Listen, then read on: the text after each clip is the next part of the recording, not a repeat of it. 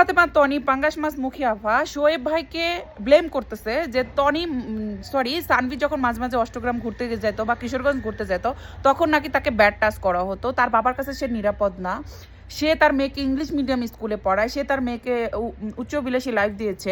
Bad touch করার কথা যদি বলে, সে সারাদিন শোরুমে এনে সারাদিন ফাহিমের সাথে লাফাঙ্গাপানা করে টিকটক ভিডিও বানাইছে, সে এই সাংবাদিকের সাথে নিয়ে যে মেয়ের সাথে টিকটক বানাইছে, বিভিন্ন অনুষ্ঠানে বিভিন্ন ধরনের লুচ্চাদের ডেকে টিকটক বানাইছে, তখন তার মেয়ের শরীরে ব্যাড টাচ হয় নাই, তখন তার মেয়ের নিরাপত্তার কথা মাথায় আসে না। একজন বাবাকে সে বলতেছে যে সে নাকি তার মেয়েকে ব্যাড টাচ করবে। কি ধরনের নোংরা মেন্টালিটি! এই জন্যই তনির বাবা তনিকে ত্যায্য কন্যা করেছিল, এই জন্যই সে তার বাবা জানতো যে তনি একটা সত্যিকারের খারাপ মেয়ে, কারণ তনির মাও বাজে, তনির পরিবারে বাজে, এই জন্যই তনির বাবা তনিকে ত্যায্য করেছিল যে এই মেয়ে কোনোদিনও ভালো হবে না।